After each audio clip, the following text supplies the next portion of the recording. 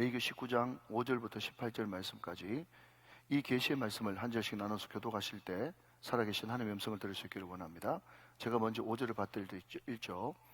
너희는 화목 제물을 여호와께 드릴 때에 기쁘게 받으시도록 드리고 그 제물은 드리는 날과 있던 날에 먹고 셋째 날까지 남았거든 불사르라.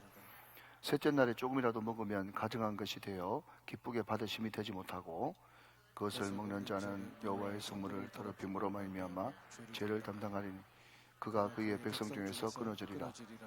너희가 너희 땅에서 곡식을 거둘 때에 너는 밤 모퉁이까지 다 거두지 말고 내 떨어진 이삭도 줍지 말며 내 포도원의 열매를 다 따지 말며 내 포도원에 떨어진 열매도 줍지 말고 가난한 사람과 거류민을 위하여 버려두라. 나는 너희의 하나님 여호와이니라. 너희는 도둑질하지 말며 속이지 말며 서로 거짓말하지 말며 너희는 내 이름으로 거짓 맹세함으로 내 하나님의 이름을 욕되게 하지 말라.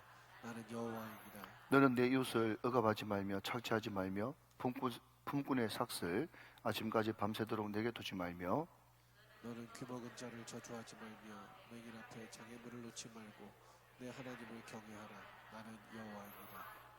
너희는 재판할 때에 불의를 행하지 말며 가난한 자의 편을 들지 말며 세력 있는 자라고 도둔하지 말고 공의로 사람을 재판할지며 너는 백성 중에 돌아다니며 사람을 배망하지 말며 내 이웃의 피를 흘려 이익을 도모하지 말라. 나는 여호와니라. 17절 18절 다 같이요. 너는 내 형제를 마음으로 미워하지 말며 내 이웃을 반드시 견책하라. 그러면 내가 그에 대하여 죄를 담당하지 아니하리라. 원수를 갚지 말며 동포를 원망하지 말며 내 이웃 사랑하기를 내 자신과 같이 사랑하라. 나는 여호와이니라. 아멘 아멘. 여러분, 우리가 레위기 19장을 이제 보면서 거룩이 무엇인가에 대해서 우리가 살펴보고 있어요. 우리가 지금 거룩이 무엇인가에 대해서 살펴보고 있지만 여러분, 우리는 승리의 방정식이라고 하는 큰 틀에서 우리가 이 거룩이란 무엇인가를 구체적으로 살펴보고 있는 거거든요. 자, 승리의 방정식 다시 한번 더 반복해보죠. 왜냐하면 공부 잘하는 사람들은 그 현장에서 끝내지 집에 가서 다시 보지 않습니다. 자, 수업 시간에 끝냅시다. 우리가 승리하기 위해서는 대전제가 있어요. 그게 뭐라고요? God works. 하나님이 일하시면 반드시 우리는 이긴다. 그러면 어떻게 하나님께서 일하시냐? 어떤 사람에게 일하시냐? 첫 번째, 기도를 앞세우라. 기도가 너에게 힘과 에너지와 능력을 줄 것이다. 말씀을 앞세우라. 말씀이 너의 길과 인도자가 될 것이다. 거룩을 앞세우라. 거룩이 너에게 담대함과 용기를 줄 것이다. 예배를 앞세우라. 예배가 너희를 승리케 할 것이다. 여러분, 이번 주일날은 예배에 대해서 우리가 말씀을 듣게 될 것입니다. 자, 그런데 우리가 너무너무 궁금한 것은 그러면 거룩이 뭐냐? 우리가 왜 자꾸 제가 거룩이 뭐냐라고 자꾸 반문을 드리는가 하면 우리가 거룩 그러면요 항상 두 가지입니다. 하나는 상태예요. 상태. 그냥 굵은 안경 쓰고 큰 성경책 끼고 걸음걸이를 천천히 하면서 항상 눈은 전방 15도를 바라보면서 말은 천천히 할렐루야 내지는 할렐루야 이렇게 개구리 소리를 내면서 이런 게 이제 거룩으로 생각하는데 그것도 거룩일 수 있지만 성경이 이야기하는 것은 그게 아니라는 거죠. 종교도 아니고요. 또 정결법도 아니고 제의도 아니고 그죠? 거룩이라고 하는 것은 마태복음 5장, 6장, 7장이 산상수훈인데 오늘 레위기 19장이 별명이 뭔가 하면 구약의 산상수훈이라고 그랬어. 여러분, 신약의 산상수훈도 다 일상생활과 연관되어 있고 또 구약의 산상수훈인 레위기 19장에도 보면 다 일상생활과 연결되어 있단 말이죠. 그래서 제가 레위기 강의를 쭉 하면서 우리가 지금 11장, 12장을 이제 우리가 살펴보고 있는데 레위기 1장부터 10장까지는요 제사와 제사장에 대해서 기록하고 있다고 그랬습니다. 1장부터 7장까지는 일반인의 제사, 제사장의 제사, 그리고 8장은 제사장의 위임식, 9장은 제사장의 척사역, 그리고 10장에는 제사를 잘못 드렸을 때 어떻게 되는가, 그 제사와 제사장에 대해서 1장에서 10장까지 다 이야기를 하고 난 다음에 11장에 보니까 정한 것, 부정한 것, 먹을 수 있는 것, 먹지 못하는 것, 먹거리에 대해서 이야기를 하고 있단 말이죠. 그러니까 레위기 1장부터 10장까지는 제사법에 대해서 이야기하고 있고 11장부터 15장까지는 정결법에 대해서 우리가 이야기를 하고 있는데 그 정결법이 다 한마디로 말하자면 일상에서의 거룩이다 하는 거죠.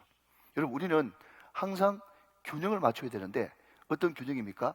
로마서와 야고보서의 균형이죠.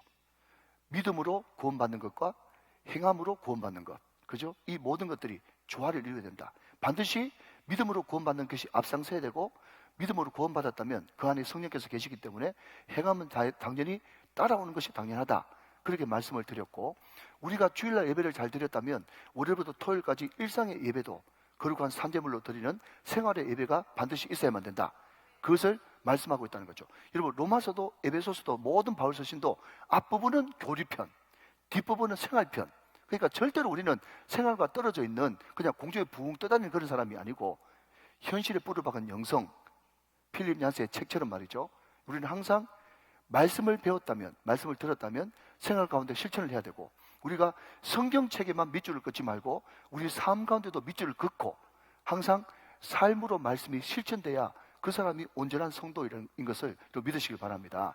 자, 그러면 여러분, 오늘 2절 말씀을 한번 보시면 거기에 지난 시간에 제가 중요한 포인트를 제가 말씀드렸어요. 19장 2절 말씀 보니까 너는 이스라엘 자손의 온 회중, 거기에 동그라미 쳐져 있습니까? 온 회중에게 말하이르라. 그 다음 너희는, 거기도 동그라미, 거룩하라. 이는 나 여호와 너희 하나님이 거룩합니다. 자, 여러분, 이 거룩에 대한 이 명령은요, 레위 지파만, 제사장들에게만 하신 명령이 아니라 온 백성에게 하신 말씀이고, 너희, 복수, 우리들에게 하신 말씀이다. 여러분, 이것을 반드시 믿어야 된다는 거죠. 그리고 우리 주님께서는 전능하시고 전지하시기 때문에 우리가 도무지 거룩할 수 없고 지키지도 못할 것을 말씀하신 것이 아니고, 하나님께서 우리를 택한 백성으로, 택한 백성, 이것이 신약으로 넘어가면 영접하는 자, 곧 그 이름을 믿는 자들에게는 하나님의 아들과 딸, 자녀가 되는 권세를 주셨으니, 이 자녀가 된다는 것인데, 하나님의 자녀에게는 반드시 그 안에 뭘 주셔서? 성령을 부어주셔서, 성령이, 거룩하신 성령이 우리로 하여금 능히 주님과 관계를 맺고 있으면 우리도 거룩하게 살 수 있다고 하는, 인정하는 것이고, 또 가능성을 말씀하시는 거니까 이 말씀은 우리에게 얼마나 복이 되는지 모른단 말이죠. 그러니까 여러분, 우리는 거룩이 불가능한 것이 아니라 우리는 얼마든지 거룩을 위해서 나아갈 때 거룩해질 수 있다, 이것을 반드시 알아야 된다는 거죠. 자, 그러면 거룩이 도대체 뭐냐 했을 때 지난 주일에는 세 가지를 살펴봤습니다. 첫 번째는 부모 경외. 자, 이 경이라는 단어가 또 포인트 중에 하나 있죠. 출애굽기 신명기에 나타난 십계명에는 부모를 공경하라, 그렇게 이야기했는데, 레위기에는 야레라는 단어를 쓰면서 경외, 하나님께 신께만 붙이는 단어를 썼단 말이죠. 예, 이 말씀은 뭐죠?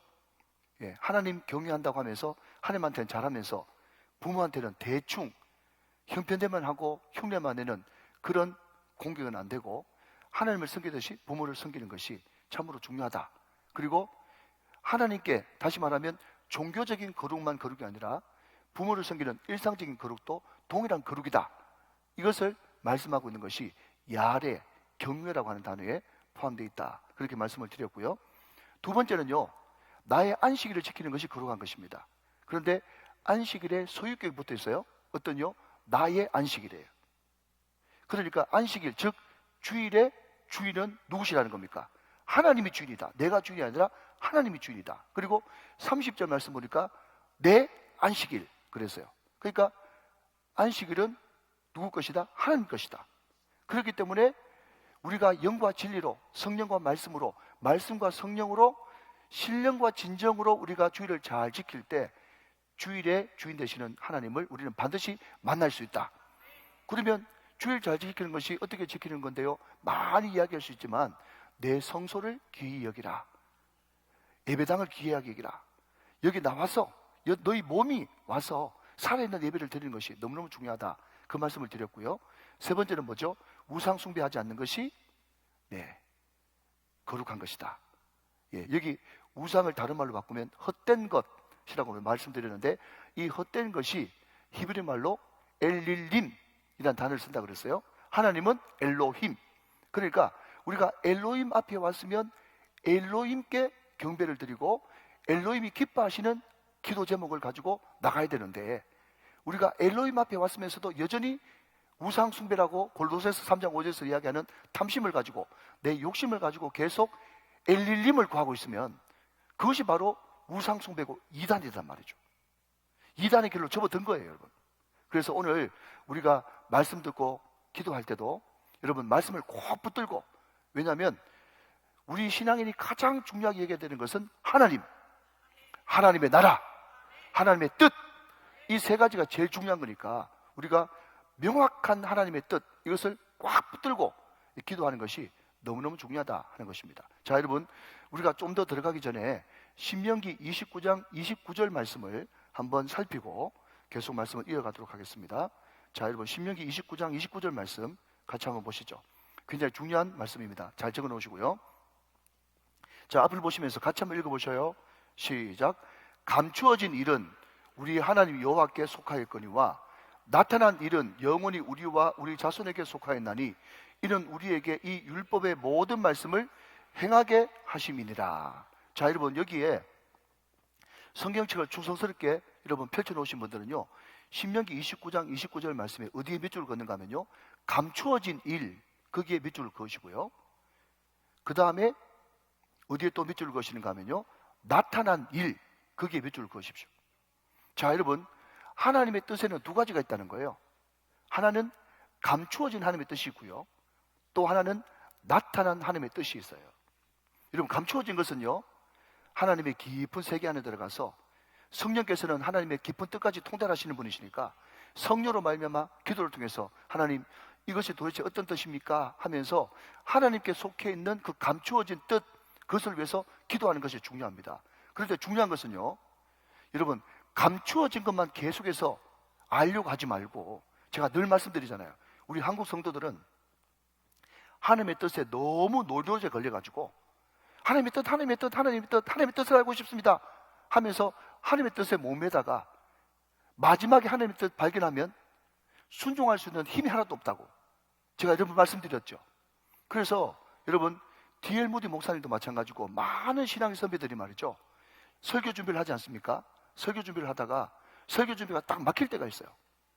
그래서 D.L. 무디가 하루는 하나님, 설교 원고가 안 써집니다, 말씀을 주십시오, 말씀을 주십시오 막 기도하다가 순간 성령께서 어떤 마음을 주시는가 하면 자꾸 감추어진 하나님의 뜻을, 그 비밀을 알려고 하지 말고 이미 드러나 있는 하나님의 뜻을 먼저 순종하기를 원한다, 그런 말씀을 주셔가지고 D.L. 무디가, 여러분 보십시오. 자, 무조건 아멘이라고 하십시오. 자, 여러분, 신방하는 거 하나님 뜻 맞습니까? 여러분, 성경 읽는 거 하나님 뜻 맞습니까? 예, 기도하는 거 하나님 뜻 맞습니까? 네, 가난한 사람들, 소외된 사람들 찾아보는 거 하나님 뜻 맞습니까? 맞죠? 전도하는 거 하나님 뜻 맞죠? 그죠? 그러니까 이미 우리가 다 알고 있는 하나님의 뜻이 있지 않습니까? 그것을 바깥에 나가서 노방전도를 했다는 거예요. D.L. 무디가 노방전도를 하면서 몇 시간을 보내고 하나님의 뜻에 순종해서 하나님을 감동시키고 기쁘시게 하고 돌아왔더니 감추어졌던 말씀이 쏟아지기 시작하더라. 그 간증을 D.L. 무디 책에 여러분, 그게 기록되어 있는 거예요. 사랑하는 여러분, 자꾸 감추어진 것, 거기에 초점을 맞추지 말고 이미 나타난 것, 그것을 붙들고 기도하고 거기에 순종하기 시작하면 하나님께서 그것이 문이 돼가지고 비밀스러운 깊은 영성까지 들어가서 감추어진 비밀도 알려주시는 역사가 나타날 줄로 믿습니다. 그러니까 여러분, 오늘 이 말씀을 들으면서 우리는 여기에 적힌 이 성경 말씀이 하나님의 뜻인 거예요. 여러분, 이 뜻 놔두고 엉뚱한 데 가서 하나님의 뜻 찾으면 말이죠, 여러분, 분명히 여러분들이 하나님의 뜻이 뭡니까? 내가 여기 투자해야 됩니까? 저기 투자해야 됩니까? 또 여기 내가 쏟아부어야 됩니까? 저기 쏟아부어야 됩니까? 하나님 뜻을 가르쳐 주십시오 하면서 하나님의 성 듣기를 원합니다, 간절히 기도하면 말이죠, 여러분이 찾고 있는 하나님의 뜻은 발견 안 되고 이런 음성이 들릴게요. 그 일 그만두고 선교사로 가라. 비유로 말씀하시니 알아듣는 자가 없더라. 여러분, 그런 소리만 들릴 거예요. 그러니까 자꾸 주의 음성, 거기에 여러분 귀를 기울여야 되지만 먼저 여러분이 귀를 기울이고 순종하기를 원해야 되고, 제가 다시 말씀드렸잖아요. 삶 가운데, 여러분, 우리의 삶 가운데 밑줄을 그으시라고. 말씀의 성경에만 밑줄 긋지 말고 말이죠, 이미 드러난 나타난 하나님의 뜻에 여러분 순종부터 하면 하나님께서 그 뒤에 여러분이 지금 기도하고 있는 모든 것들도 가르쳐 주시는 역사가 나타난다니까요. 여러분 신명기 29장 29절 말씀을 꼭 기억하시고 하나님 이미 나타난 하나님의 뜻에 더 집중할 수 있는 은혜를 주십시오. 지혜롭고 현명한 성도가 되게 해주십시오. 그렇게 기도할 수 있는 저와 여러분 되시기를 주님의 이름으로 축원합니다. 자, 여러분 이제 넘어가서 5절 말씀을 보겠습니다. 5절 말씀 참 재미있는 말씀이 나옵니다. 자, 5절 말씀 기대감을 가지고, 자, 거룩이 무엇인가 라고 할 때 5절입니다. 이제 크게 보면 네 번째가 되겠죠, 그죠? 무슨 말인지 알아듣습니까? 우리 주일날 첫 번째, 두 번째, 세 번째 했잖아요. 그게 네 번째가 되는 겁니다. 자, 여러분 한마디만 더 하고 말씀을 드리면, 우리 고신이나 합동측 같은 보수교단은 말이죠, 오늘 이 뒤에 나오는 이 부분에 대해서 굉장히 약해요. 그래서 이것이 하나님의 뜻이구나, 이것을 우리가 순종하고 행할 때 거룩하게 되는구나. 여러분 무조건 우리 거라고 다 완벽한 건 아니지 않습니까? 그렇죠? 예. 여러분 혹시 국뽕이라고 들어보셨어요? 국뽕? 모르세요? 예, 인터넷 가서 찾아보세요. 뭔가 하면 우리나라가 최고다, 우리나라가 최고다, 우리나라 최고다. 여러분 이것도 여러분 애국심에 나쁜 건 아니지만, 이렇게 하다 보면 우리나라가 지금 어떤 부분에 무너지는지도 모르고 착각하고 산단 말이죠. 여러분 우리가 우리 교회에 대해서 자부심도 있어야 되고, 우리 교단에서 자부심도 있어야 되겠지만, 또 어떤 부분이 약하다는 것을 생각하면서 우리가 그것을 채울 수 있는 그런 균형도 필요하단 말이죠. 자, 그런 의미에서 한번 보십시다. 자, 여러분 5절 말씀, 너희는 화목제물을 여호와께 드릴 때에 기쁘게 받으시도록 드리고, 6절, 그 제물을 드리는 날과 이튿날에 먹고 셋째 날까지 남았거든 불사르라. 자, 7절 읽어보세요. 8절까지 시작.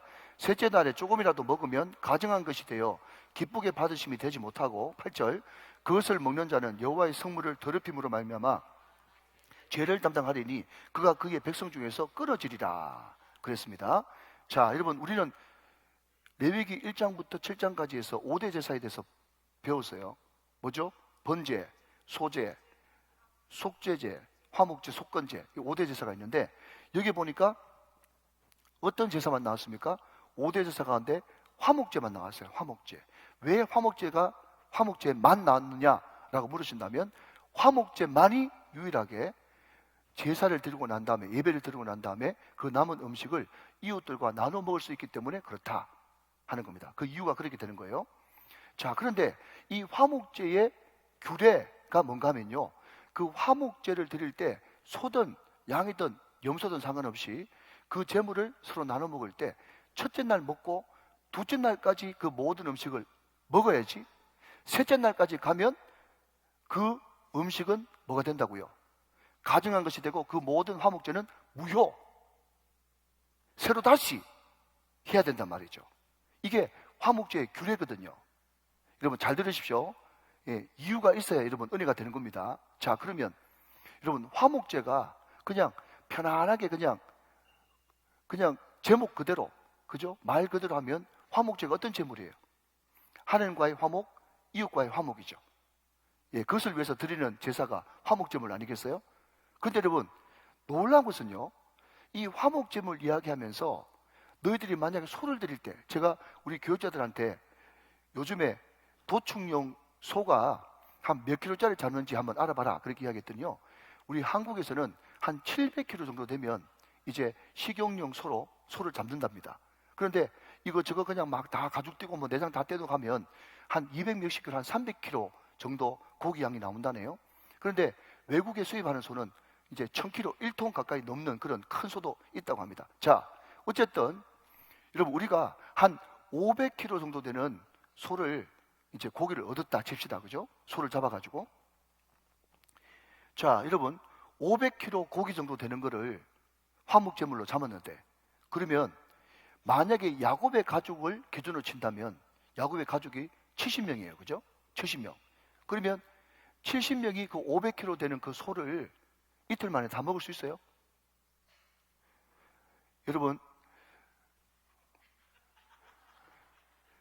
눈치가 좀 있어 보세요. 예, 지금 담임 목사가 어떤 대답을 지금 요구하고 있어요? 다 먹을 수 있어요, 없어요? 없어요. 없단 말이에요. 없어요. 그러면 여러분 대가족이 모여도 500kg 정도 되는 그 고기를 이틀만 다 못 먹습니다. 3일째 넘어가면은 여러분 무효라니까요. 제사가 무효. 그러면 여러분 그 고기를 다 먹기 위해서는 어떤 사람을 불러와가지고 같이 먹어야 되겠죠. 여러분, 제가 몇천 년 전으로 가가지고 신방을 가보니까 어느 집에서 큰 소 한 마리를 잡아가지고 화목제물을 드리는데 가족들끼리 실컷 먹었어요. 아니, 많이 남았네. 반도 못 먹었어요. 이 큰일 났다 싶어가지고 친한 친구들 막 불렀어요. 친한 친구들도 실컷 먹었는데 또 많이 남았어요. 이걸 어떻게 할 줄을 모르겠는겨. 이제 3일째 되면 또 완전 무효되는데, 그래가지고 그 집에는요, 누굴 불러왔는가 하면요, 옛날부터 말도 안 하고 원수같이 지내는 그 사람한테 찾아가가지고, 우리 집에 화목제물 드렸는데 같이 와서 고기 좀 같이 먹을래? 아니, 좀 먹어줘라. 제발 좀 먹어줘라. 그래가지고 그 원수 같은 친구들도 그 고기 좀 제발 좀 먹어달라고 불렀다는 것 아닙니까, 여러분? 이 놀라운 거라니까요, 이게. 그게 뭡니까? 결국 화목제물이거든요. 그러니까 하나님께서 큰 소나 아니면 엄청난 고기를 작게 해놓고 왜 이틀 동안 다 먹고 3일째 가면 무효다? 그렇게 왜 이야기했냐 말이죠. 여러분 담임 목사가 여러분 잠을 안 재우려고 재밌게 이야기하지만 지금 이야기는 이게 원래 이 화목제물이 진의란 말이죠. 이해되시면 아멘. 여러분, 이것을 여러분 우리가 설교를 잘 듣고 아니면 정말 설교를 잘 하시는 분들의 공통적인 특징이 뭔가 하면, 이것을 어떻게 이름을 지어가지고 네이밍을 할까, 이게 굉장히 중요하거든요. 그래야 여러분 책 읽을 때도 탁월한 사람들은 책 읽고 나서 한 줄 소감 이런 거 쓰지 않습니까? 그러니까 이 화목제물을 한마디로 여러분 네이밍을 한다면 이렇게 네이밍을 할 수 있겠죠. 관계를 위해서 제물을 쓰라. 이렇게 바꿀 수가 있어요. 관계를 위해서 제물을 쓰는 거예요. 자, 여러분, 만약에 우리 육성훈 장로님하고 우리 김유숙 권사님하고, 장로님, 권사님 이해하시고요. 예, 둘이 그냥 심하게 싸웠어요. 그래가지고 이야기를 들어보니까 갑방 쓰고 있다네. 아, 이래가지고는 안 되겠다. 맨 앞에서 예배 드리는 사람이 저 갑방 써가지고 어떡하냐. 그래가지고 제가 우리 장로님하고 권사님 불러가지고, 그죠? 아무 소리 안 하고, 장로님, 권사님 우리 식사 한번 해요. 그러면서 그냥 식사를 제가 가가지고 제가 계속 밥을 사주면서 그냥 신앙적인 이야기하고, 절대로 부부간에 다시 화해라 이런 이야기 안 하고, 제가 계속 밥을 사주고 또 커피도 사주고, 그 다음날 불러서 또 밥을 사주고 커피를 사주고, 또 그 다음날 불러가지고 또 밥을 사주고 커피를 사주고, 계속 그렇게 하면 여러분 한 3일쯤 그렇게 하면 두 부부 사이가 회복되겠죠? 이해되십니까? 이렇게 설명해도 못 알아들으면 도리가 없단 말이죠. 여러분, 이게 바로 화목제물이에요. 화목제물. 그러니까 화목제물 잘 드리는 것이 거룩하다라고 하는 이 말은 뭔가 하면요, 관계를 위해서 네 물질을 쓰라 라는 것이고요. 그리고 정말 이웃과 화평하고 하나님과 화평하는 그 화평, 관계 좋음, 관계의 회복, 이 자체가 거룩이라는 거예요. 믿으시면 아멘 하시기 바랍니다. 화목제물을 잘 드리는 것이 거룩이다 라고 여러분 오늘 레위기 19장이 우리들에게 말씀하고 있습니다. 자, 여러분 9절 10절 넘어갑니다. 보시죠. 너희가 너희의 땅에서 곡식을 거둘 때에 너희 밥 모퉁이까지 다 거두지 말고 내 떨어진 이삭도 줍지 말며 내 포도의 열매를 다 따지 말며 내 포도에 떨어진 열매도 줍지 말고 가난한 사람과 거류민을 위하여 버려두라. 나는 너희의 하나님 여호와이니라. 자, 여러분 여기에 먼저 맨 끝에 10절 맨 끝에 나는 너희의 하나님 여호와이니라, 여기에 밑줄을 먼저 그어보시고 저를 보시죠. 자, 저를 보십시오.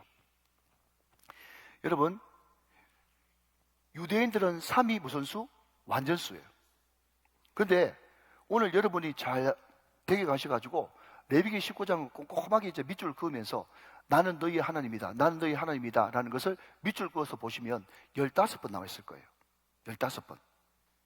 이 한 장에 나는 너희의 하나님이다가 15번 나온단 말이죠. 여러분 15번도 3하고 관계 있어요? 관계 없어요? 관계 있죠? 3이 몇 번 나오는 거예요? 예, 5번 반복된단 말이죠. 그러니까 이게 너무너무 중요한 거예요. 그러니까 나는 너희 하나님이다, 이것을 한마디로 여러분 또 네이밍한다면 뭐로 바꿀 수 있는가 하면 나는 인간이 아니야, 나는 하나님이야. 두 가지 의미.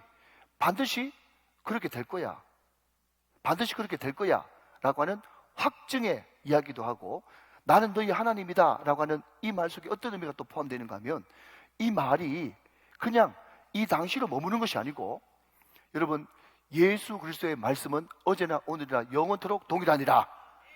그것처럼 나는 인간이 아니고 시건치 않기 때문에 내가 한 이 말은 그냥 몇천 년 전에 구약에 그냥 모세 시대에 머무는 그 말씀이 아니라 오고 오는 세대의 이 말씀은 영원토록 변하지 않는 하나님의 말씀이니까 변개치 않을 것이란 말이죠. 그러니까 여러분, 오늘 이 시대에도 여러분, 우리가 거룩하게 되기 위해서는요, 부모 경외해야 됩니다. 아멘이십니까? 주일 성수 잘해야 됩니다. 우상 숭배하지 않아야 됩니다. 여러분, 화평해야 됩니다. 그리고 9절 10절에 있는 이 말씀을 순종할 때 우리는 우리의 삶을 통해서 거룩이 나타나고, 우리의 거룩한 삶을 통해서 안 믿는 사람들이 너 어떻게 그렇게 살 수 있니? 하면서 예수를 믿는 것에 대한 궁금증을 우리한테 물어보게 될 것이고, 우리는 소망에 관한 이유를 묻는 자들에게 우리가 대답해 줄 것을 항상 준비할 수 있는 준비된 사람이 될 수 있단 말이죠. 그래서 우리의 삶을 통해서 그 믿지 않은 사람들이 믿게 됨으로 말미암아서 하나님께서 영광을 받으시는 거죠. 믿으시면 아멘.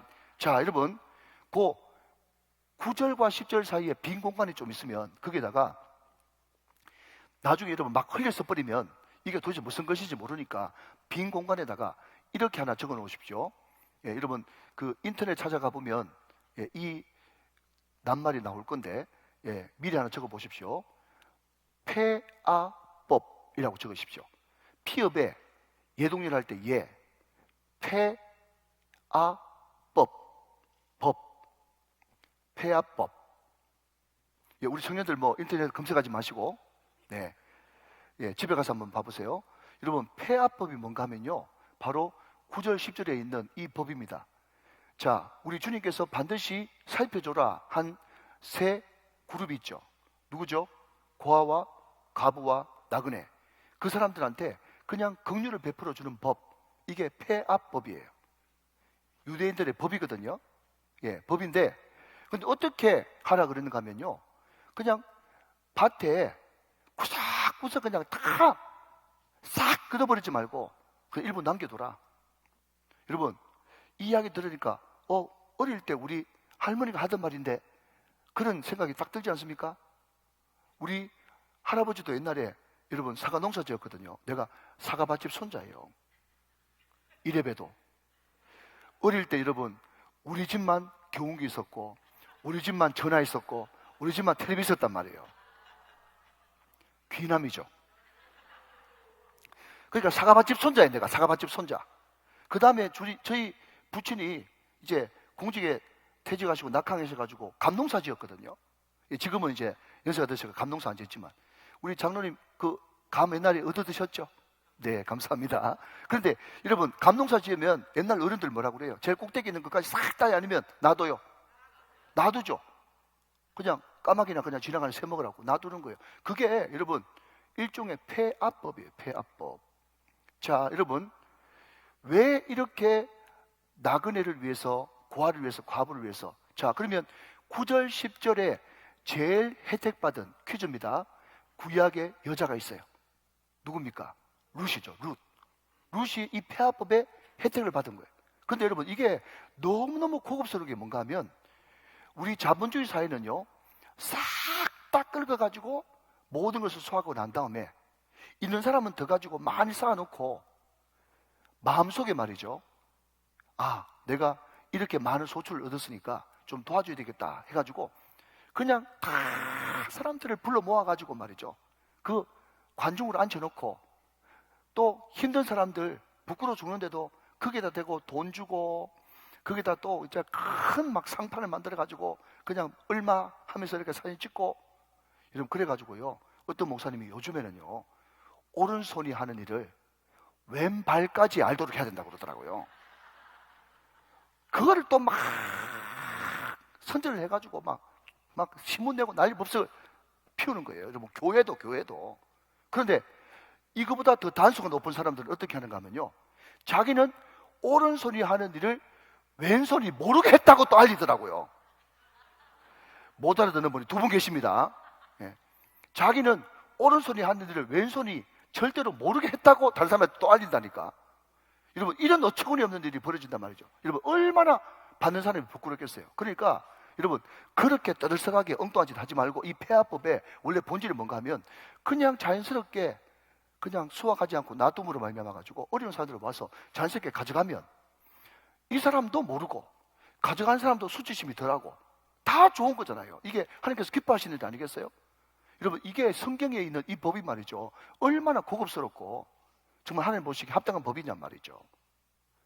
이렇게 이웃을 생각하면서 다 안 먹고 경제 이주에 빠져가지고 다 그냥 먹어버리지 않고 또 생색내면서 도와주고 이런 듯 하지 않고 자연스럽게 서로 오가할 수 있는, 그래서 거룩한 부자 성부가 성비를 위해서 자연스럽게 이름도 없이 빛도 없이 흘려보내주는 이런 마음들이 그 마음 가운데 있을 때 이 사람을 두고 우리는 뭐라고 그런다고요?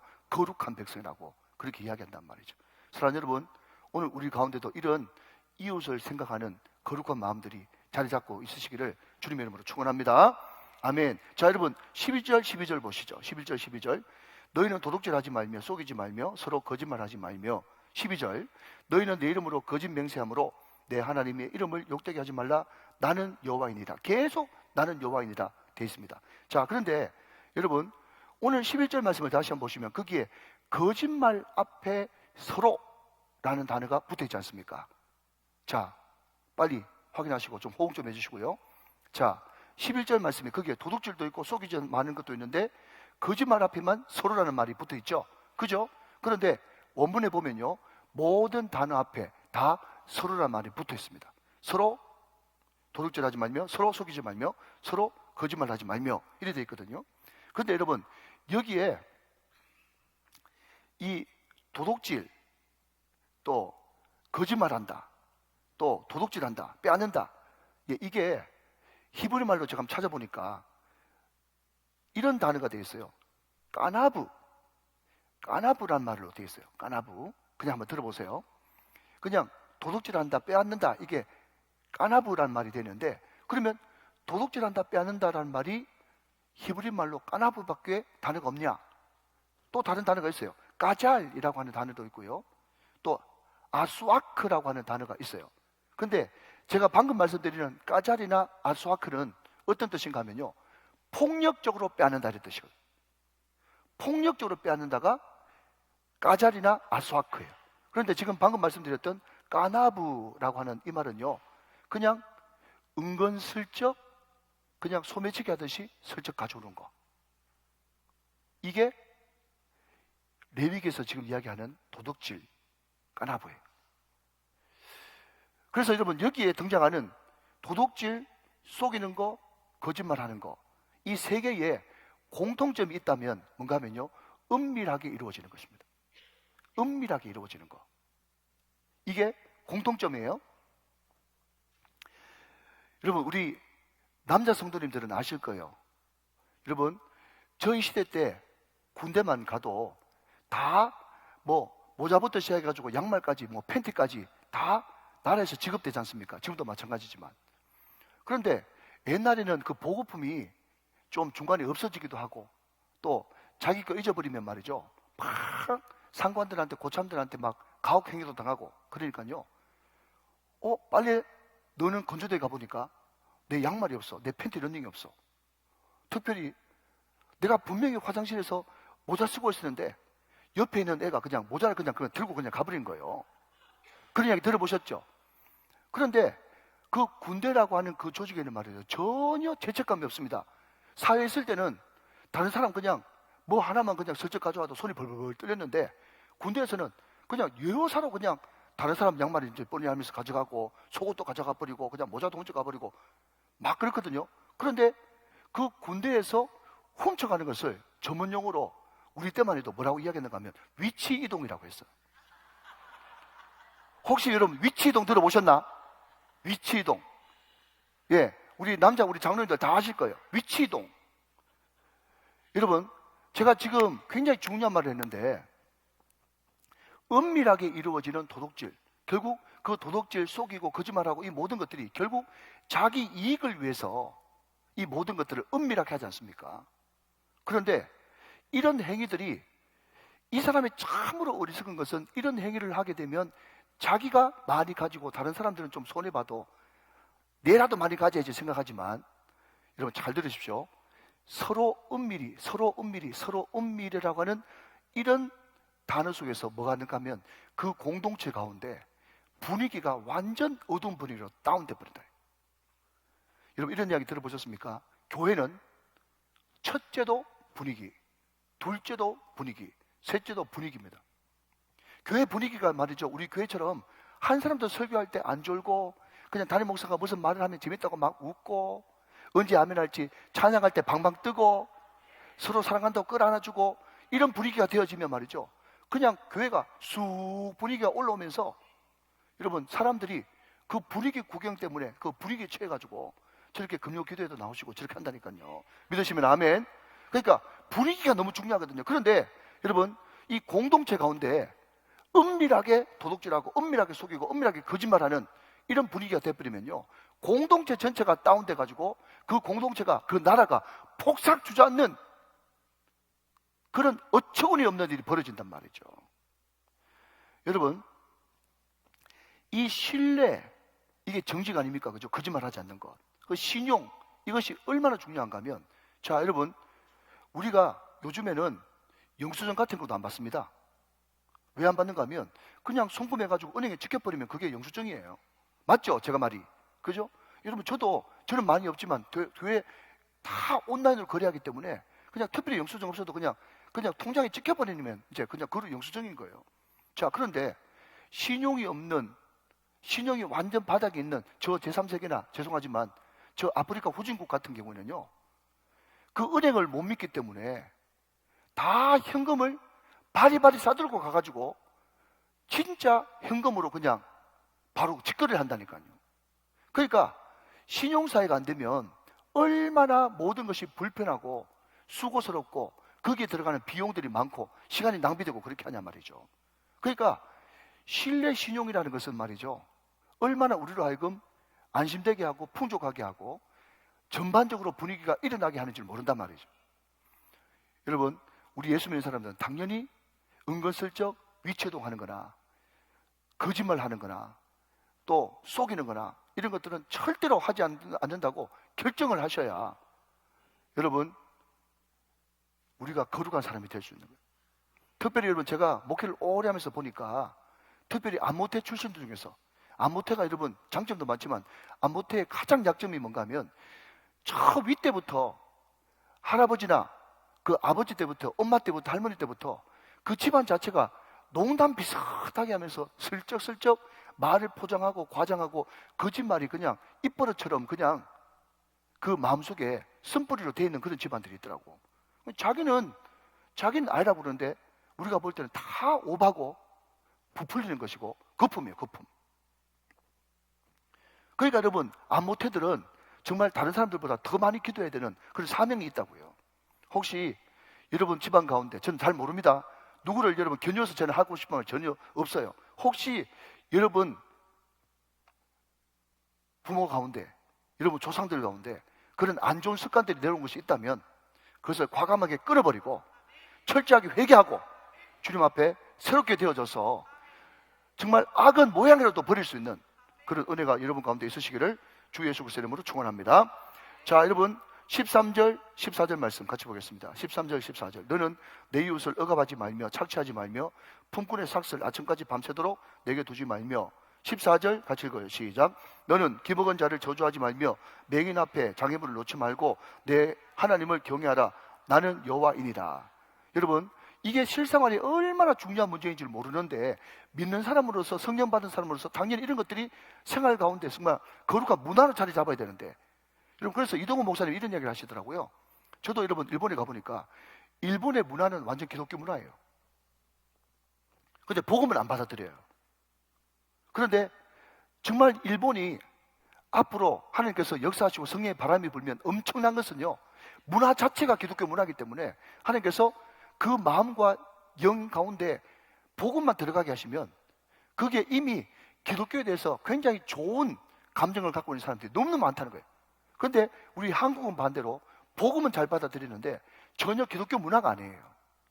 일본 사람들은요, 당연히 목사님이 아니면 다른 사람들이 그냥 먼저 신발을 벗고 가면요, 그 뒤 사람이 당연히 신발을 돌려놓습니다. 매너가 얼마나 좋은지 몰라요. 자, 이게 본질이 아니니까. 자, 여러분 오늘 말씀에 보니까 말이죠, 어떤 이야기를 하는가 하면 이웃을 억압하지 말고 착취하지 말고 품꾼의 삭슬 아침까지 밤새도록 내게 두지 말지어다.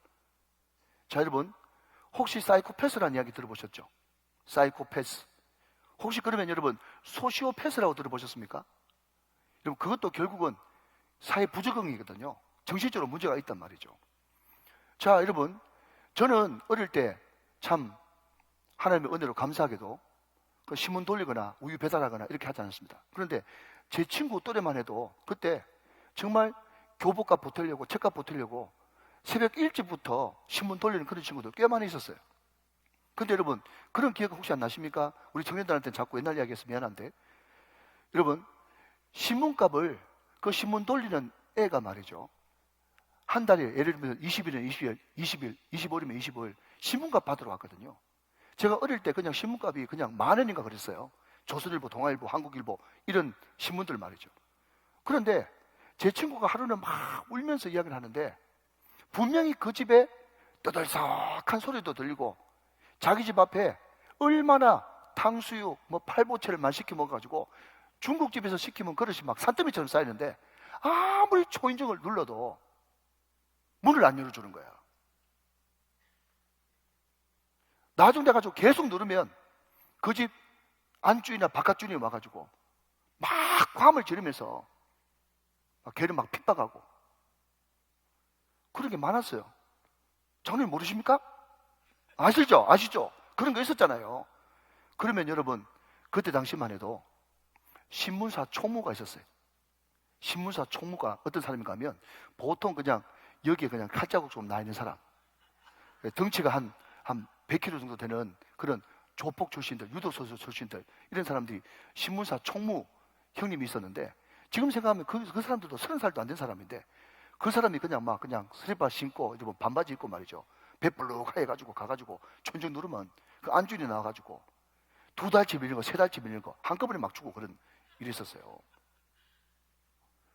여러분 기억나시는 분 계실 거예요. 자기들은 그렇게 마음껏 시켜 먹으면서 그 초등학교 중학생 된 애들이 신문 돌리는 거 그거 한 달 신문 대금 10,000원 그거 안 주는 거예요. 여러분 얼마나 그러니까 이런 것들이 전혀 이웃들을 생각하지 않는 어떤 의미에서 사이코패스고 소시오패스예요. 여러분 개그라고 하는 것은 다 어떤 시대를 풍자하는 거거든요.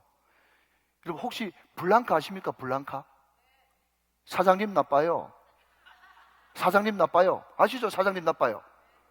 얼마나 여러분 우리나라 사람들이 그 제3세계 노동자들 와가지고 월급 안 주고 핍박하고 그 다치는데도 산재도 안 해주고 그런 일이 벌어졌으면 사장님 나빠요. 그게 개그 소재로 써졌겠어요.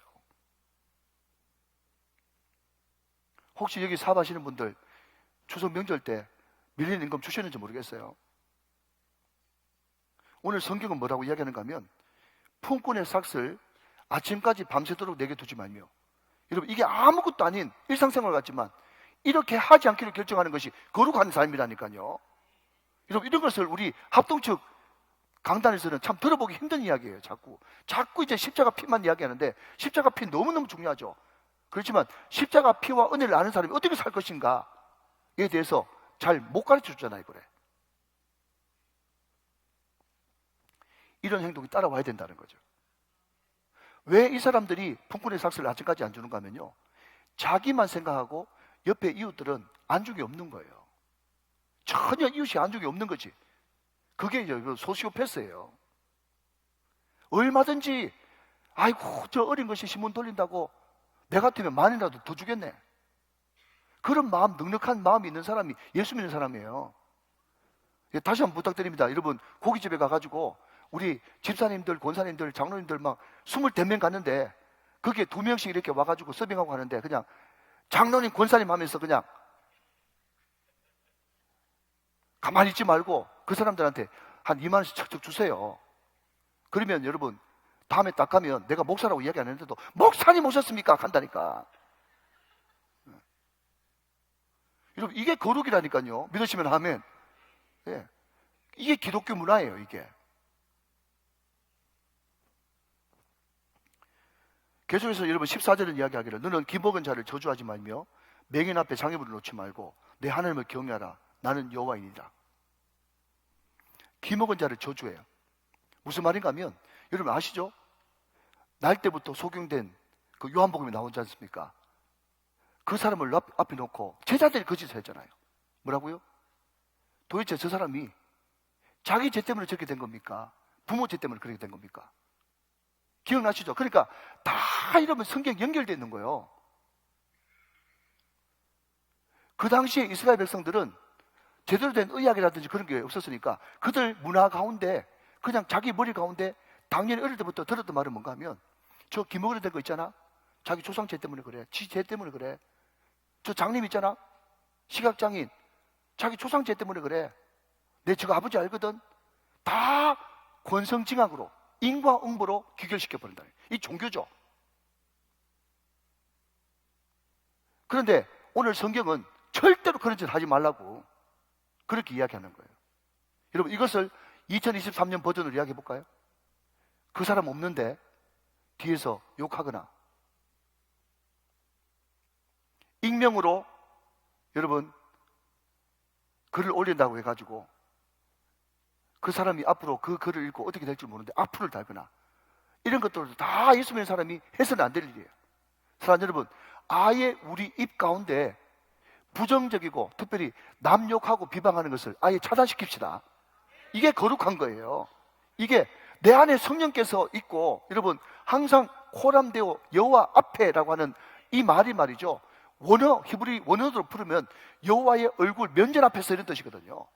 우리가 하는 모든 이야기들을 하나님께서 다 불꽃 같은 눈동자로 다 듣고 계신다니까, 보고 계신다니까. 그런데 하나님께서 진짜 다 보고 계신다고 생각한다면 어떻게 다른 사람 욕을 하고 비방을 하고 안 보는 데서 여러분 욕을 하고 그렇게 하겠습니까? 그거 전혀 예수 믿는 사람이 하는 행동 아니에요. 그게 여러분 절대로 동조하지 마세요. 그리고 어떤 사람이 목사님이 어떻고 장로님이 어떻고 권사님이 어떻고 그렇게 이야기하면요, 제발 여러분 우리 금요 성령 집회 나오신 분들만 딱 이렇게 해버리면요, 우리 교회는 부정적인 이야기가 일절 안 돕니다. 이렇게 이야기하십시오.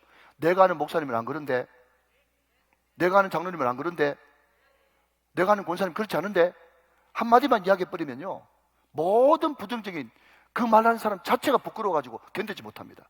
그래서 그런 거는 딱딱 잘라줘야 되는 거예요. 그 뒤에 여러분 제가 나옵니다. 또 17절 말씀에서 한번 더 보도록 하죠. 자, 여러분 15절 말씀, 15절 말씀.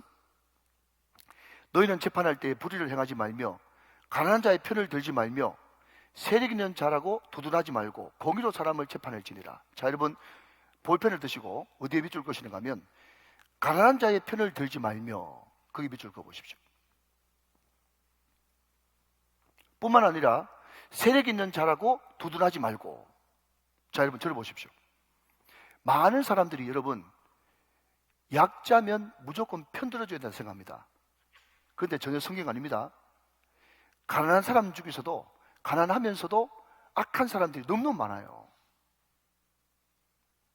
오직 공의로 하라는 거예요. 그렇다고 해가지고 있는 사람 편들어주는 것도 안 되고, 무조건 가난하다고, 여러분 무조건 가난한 사람들 편들어주라, 이게 프롤레타리아 혁명이잖아요. 다 이념입니다. 이념. 그리고 여러분 여기서 제가 정말 정중하게 말씀드리고 싶은 것은 뭔가 하면, 우리가 여러분 내년 4월 달에 국회의원 선거하지 않습니까? 국회의원 선거하는데 그때 가서 제가 이야기하면 마음에 힘든 분도 계실지 모르겠어요. 그래서 여러분 제가 한 10월쯤에 제가 말씀을 드리는 거니까 제가 객관적으로 이야기 드리는 겁니다. 교회 안에서는 정치 이야기하면 안 됩니다. 여러분 생각해 보십시오.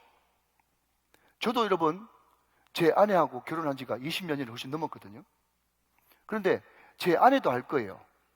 저도 알아요. 뭘 아는가 하면 제 아내가 이 이야기만 하면 굉장히 힘들어하고 마음이 탁 다친다는 걸 알아요. 제 아내도 저도 부족한 인간인지라 내 남편이 어떤 이야기를 하면 마음이 딱 다치는 걸 알아요. 그런데 대체로 여러분 아내 되시는 분들이 남편을 꼭 고쳐주고 싶어요. 그래서 남편 기분 좋을 때를 기다렸다가 오늘 기분 좋구나 싶으면은 정말 이거를 고쳐야 될 것에 대해서 한번 정중하게 이야기한단 말이죠. 여러분 다 살아보셔서 알잖아요. 남편 기분 좋아도 안 되는 건 안 되는 겁니다. 맞거든요, 여러분. 그렇기 때문에 부부가 뭔가 하면요, 너무 남편을 잘 알고 아내를 잘 알기 때문에 도저히 안 되는 이 부부는 부분 포기하고 그냥 그 부분을 안 건드리고 같이 사는 것이 부부예요. 여러분, 야당을 지지한다고 해서, 여당을 지지한다고 해서 예수 안 믿는 거 아니에요. 다 신앙 좋은 거예요. 그렇지만 그 부분에 대해서 생각이 다를 수 있어요. 내 남편도 내 아내도 내 마음대로 안 되는데, 내 자녀도 내 마음대로 안 되는데, 왜 내가 지지하는 그 정당, 내가 지지하는 그 이념을 상대방에 그렇게 강요하는 겁니까? 교회 안에서 그렇게 하면 안 돼요. 다만 여러분, 말씀의 원리는 있어요. 여러분, 제가 확실히 말씀드립니다. 저는 이번에 대단히 미안하지만 뭐 오늘 된 이야기라 가지고 그 대법원장 후보자가 부결됐어요. 제가 개인적으로 여러분 기도 많이 했습니다. 그 사람이 동성애를 지지하는 발언을 했거든요. 보수 성향의 사람인데 동성애를 지지하는 발언을 했다고요. 저 사람 되면 안 되겠는데 생각을 했는데 38년 만인가 35년 만인가 대법원장이 국회에서 부결됐더라고요. 동성애 안 됩니다. 차별금지법 안 됩니다. 인권조례 그거 안 됩니다. 그러니까 성경에서 안 된다는 것은 강단에서 얼마든지 안 된다고 이야기할 수 있어야 되는 거예요. 성경의 원리를 가지고 이야기하는 거예요. 그런데 결단코 여러분, 이념은 성경이 아닙니다. 이데올로기는 안 돼요. 제가 그래서 오래전에 이런 이야기 했습니다. 그래, 성도님, 황교안 전사님 대통령 되면 나라 잘 되겠어요? 분당에 어떤 교회 다니는 이재명 성도 대통령 되면 그 나라 잘 되겠어요? 여러분, 하나님이 이 나라의 주인이십니다. 그러니까 교회는 교회답게 어떤 것이 진리고 어떤 것이 바른 길인지 그것을 제시하는 것이 교회지. 여러분, 목사가 돼가지고 어느 특정 당에 가가지고 말 잘한다고 대변하고 있고, 저는 그걸 보면서 목사가 저렇게 품위가 없어가지고 어떻게 하냐 싶을 정도로 그런 마음이 들더라고요. 사랑하는 여러분, 절대로 교회 안에서 정치 이야기하지 마십시오. 정치 이야기하지 말고 또 자기 생각을 진리도 아닌 것을 가지고 자꾸 강요하고 그렇게 하면요, 그거 잘못하면 언어 폭력이 될 수 있어요. 다시 한 번 말씀드리지만 부부 사이에도 아무리 20년 30년 같이 살아도 못 고치는데 자기 자식도 못 고치면서 왜 자기 생각을 다른 사람한테 주입시키려고 하는 겁니까?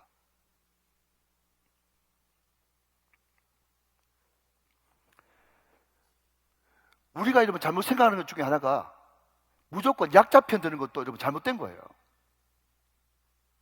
우리는 공의에 바로 서가지고 약자 편도 들어줘서는 안 되고 부자 편도 들어줘서도 안 되고, 우리는 바르고 올바름, 옳음과 바름에 여러분 우리는 결정을 내려야 되는 거예요. 왜 그런지 아십니까 여러분? 여러분 14절 말씀으로 다시 넘어가서 맨 마지막에 보니까 내 하나님을 경외하라, 나는 여호와이니라. 특별히 14절에는요 나 여호와다라고 하는 그 말 가운데 그 앞에 하나님을 경외하라 그랬어요.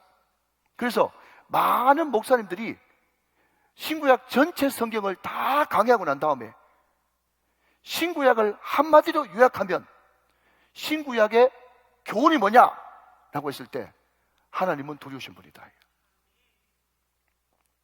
하나님은 두렵기 때문에 그분 앞에서 잠잠하고 항상 그분 앞에서 내 영적, 육적 옷매무새를 고쳐매고 늘 두려움으로 야래 경외함으로 나갈 때 그 사람이 바로 그 두려움이 우리로 하여금 거룩을 이끌어낼 수 있다. 그렇게 말씀하고 있다는 거죠. 자, 여러분 17절 말씀 봅니다. 너는 내 형제를 마음으로 미워하지 말며 내 이웃을 반드시 견책하라. 그러면 내가 그에 대하여 죄를 담당하지 아니하리라. 자, 여러분 여기 견책이라는 단어 한번 동그라미 쳐보시고요.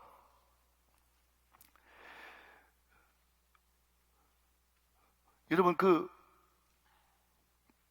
베이직 교회 조정민 목사님이 그냥 IMBC의 사장까지 하셨잖아요. 언론 일을 한 25년 하셨는데 그분의 고백이 자기 주특기가 언론에 평생 몸담고 있다 보니까 딱 보자마자 비판하는 거, 야단치는 거, 이게 자기 전문이래요. 근데 그분이 고백이 뭔가 하면 온갖 언론에서 수십 년 동안 이건 잘못됐습니다, 이건 고쳐야 됩니다, 이거는 반드시 척결해야 됩니다 라고 비판하고 야단쳤지만 사회가 좋아졌냐는 거예요. 여러분, 수십 년 동안 언론이 이건 안 된다, 이건 잘못됐다고 여러분 고발하고 견책했지만 사회는 안 바뀌고 더 악해졌어요. 왜 그만큼 비판하는데도 안 바뀌냐? 그 안에 사랑이 없기 때문에 그런 거예요. 여러분, 오늘 성경 말씀은요, 놀랍게도 이웃들을 보면서 견책하라고 그렇게 이야기했어요. 잘못된 것은 지적하라는 거죠. 그런데 지적할 때 그냥 지적을 위한 지적은 절대로 이웃을 바꾸지 못합니다. 우리 예수님이 12제자를 제자로 부르시고 그 사람들에서 날마다 울며 불며 기도하면서 그 사람들한테 충분히 사랑한 상태에서 제자들을 때로는 야단치시고 꾸짖듯이, 우리도 여러분 너무 많은 사람들을 내가 다 양육하려고 생각하지 말고 예수님이 하셨던 12제자, 그 사람들에서 날마다 기도하면서 그 사람들을 정말 사랑하는 마음으로, 여러분 9대1 원칙 아시죠? 9대1 원칙, 그게 뭡니까? 한 번 견책하려고 그러면 9번 칭찬하고 견책하라, 이런 뜻입니다. 9대1의 원칙. 충분히 사랑하고 그 사람을 견책할 때 그 사람은 그 견책, 책망을 달게 받아들일 것이고, 이것이 없을 때는 함부로 여러분 사랑 없이 그 사람을 위한 눈물의 기도 없이 견책할 때는 여기 말고는 교회 없나 하면서 그냥 공동체를 박차고 나는 사람들이 얼마나 여러분 이 시대에 많습니까? 눈물과 사랑과 기도가 있는 견책, 이것이 거룩한 삶을 가져오게 만든다 하는 것입니다. 자, 마지막으로, 자 여러분 23절부터 25절까지 읽고 이제 말씀을 맺도록 하겠습니다. 23절부터 25절 나머지를 쭉 한번 읽어보시면 좋겠고요. 19장 23절부터 25절, 너희가 그 땅에 들어가 각종 과목을 심거든 그 열매는 아직 할례받지 못한 것으로 여기되 곧 3년 동안 너희는 그것을 할례받지 못한 것으로 여겨 먹지 말 것이요. 24절 같이 읽어요. 시작. 넷째에는 그 모든 과실이 거룩하니 여호와께 드려 찬송할 것이며, 25절요. 다섯째에는 그 열매를 먹을지니 그리하면 너희에게 그 소산이 풍성하리라. 나는 너희 하나님 여호와이니라. 그랬습니다. 자 여러분, 오늘 이 말도 뭔가 하면 실제로 일본에서 기적의 사과해가지고 이 방식으로 했다고 그러죠. 근데 그 사람은 성경을 알고 하는 게 아니라 그냥 자연용법으로 해가지고, 여기는 3년인데 그 사람은 9년 동안 그냥 열매가 났다가 떨어지고 났다가 떨어지고, 그래서 한 9년 정도 되니까 말이죠, 그냥 땅이 푹신푹신하면서 거기에 온갖 벌레들이 다 자라면서 얼마나 땅이 살아나는지, 그 이후에 난 사과가 기적의 사과인데, 아이모리엔스 라는 기적의 사과. 그런데 원래 여러분 제대로 된 사과는 안 썩는다네요. 1년 지나도 안 썩고 2년 지나도 안 썩고.